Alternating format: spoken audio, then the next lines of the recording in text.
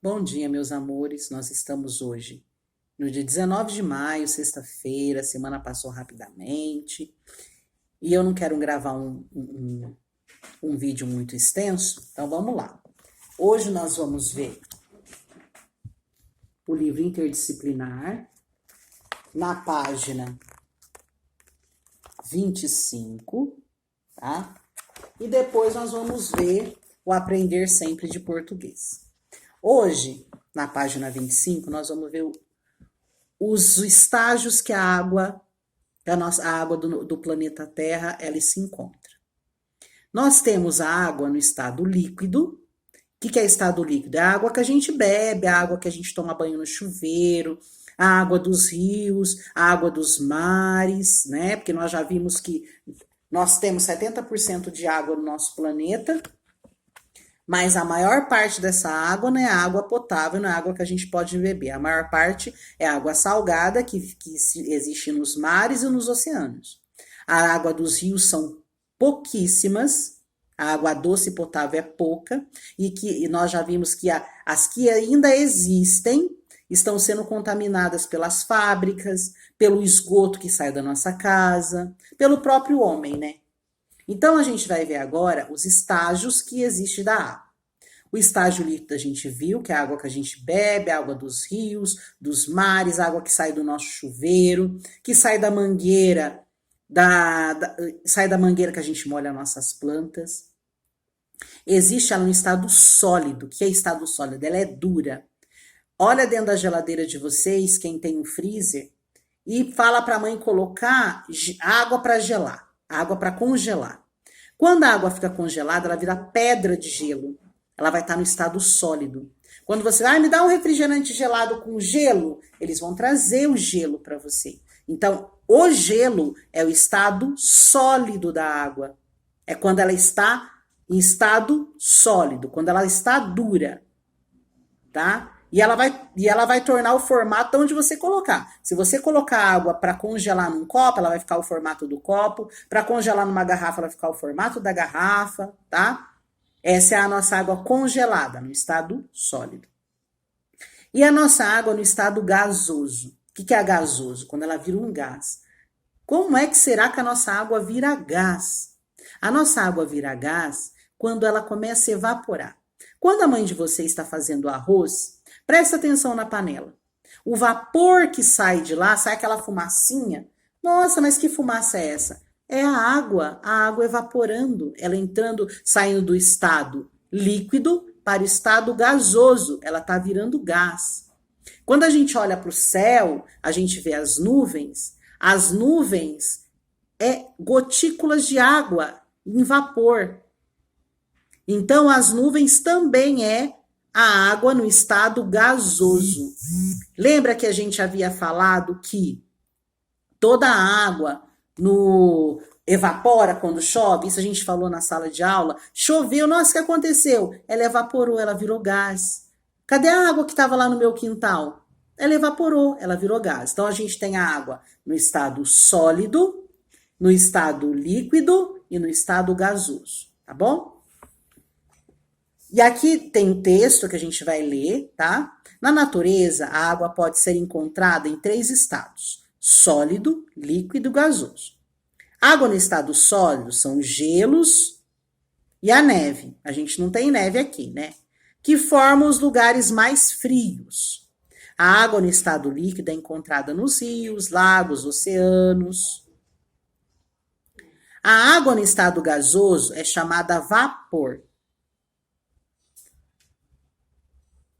Da água que é invisível. Tá? Indique em que estado físico da água se encontra essa imagem aqui. Aqui a água se encontra no estado, aqui embaixo, no estado líquido. Aqui duro, é uma pedra de gelo, ela está no estado sólido. E aqui em cima, no céu, onde tem as nuvens, ela está no estado gasoso. A água disponível em rios, por exemplo, pode conter impurezas invisíveis. Então, assim, o que está falando nesse texto aqui é, quando você vai num rio, eu posso beber água daquele rio? Não. Porque a água que a gente bebe da torneira, ela vem filtrada. Ela vem com flúor, ela vem com antibactericidas. Então, a água ela é limpa para a gente beber. A água que está no rio, ela é cheia de impurezas, porque ela pode ter bactérias ali, tem micro-organismos que pode trazer alguma doença pra gente. Então a água, quando eu vou no rio, eu posso... Ah, ela tá tão limpa, bonita, ela não está. Ela tá limpa para você tomar banho, mas ela não está limpa para você consumir, para você beber. Ela não é potável. A única água potável é que sai da torneira da nossa casa, tá bom? Então vocês vão observar essa imagem aqui desse rio e vão responder. Observe a imagem. Você beberia essa água do rio? Explique. Eu já expliquei para vocês, tá? Então vocês coloquem aqui da maneira como vocês entenderam, tá bom? Agora, a atividade de hoje interdisciplinar é essa daqui.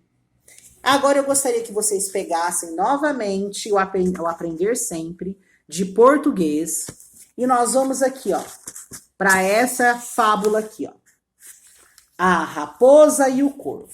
Eu vou ler com vocês, vocês vão responder duas questões que está, tá?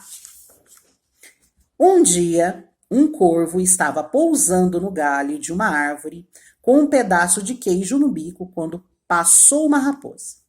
Vendo o corvo com o queijo, a raposa logo começou a matutar com um jeito de se apoderar do queijo. Com essa ideia na cabeça, foi para baixo da árvore e olhou para cima e disse: Que pássaro magnífico! Avisto nesta árvore! Que beleza estonteante! Que cores maravilhosas! Será que ele tem uma voz suave para combinar com tanta beleza? Se tiver, não há dúvida de que deve ser proclamado o rei dos pássaros. Ouvindo aquilo, o corvo ficou que era pura vaidade. Para mostrar à raposa que sabia cantar, abriu o bico e soltou um sonoro crum. O queijo veio abaixo. Claro, a raposa abocanhou ligeiro aquela delícia, dizendo: Olha, meu senhor, estou vendo que a voz o senhor tem. O que não tem é inteligência. Moral da história: cuidado com quem muito elogia. Essa história foi tirada do Fábulas de Esopo, né? São Paulo, Companhia das Letras, 1997. Vamos praticar. Você reparou que nessa fábula só a raposa fala, não é mesmo? Copie no espaço em branco as duas falas da raposa. Não se esqueça de usar a pontuação do diálogo, certo? Se tiver dúvida, volte ao texto. Então, vamos lá? Aqui, ó. A primeira fala da raposa. E antes de qualquer fala de um texto, qual é o símbolo que a gente utiliza? A gente utiliza o travessão. Todas as vezes que houver uma fala de alguém em um texto, a gente vai utilizar o travessão. Vocês vão vir aqui, copiar a primeira fala da raposa e copiar a segunda fala da raposa, tá bom? Alguns alunos reproduziram algumas fábulas, mas como não colocaram pontuação no diálogo, fica mais difícil de ler e compreender.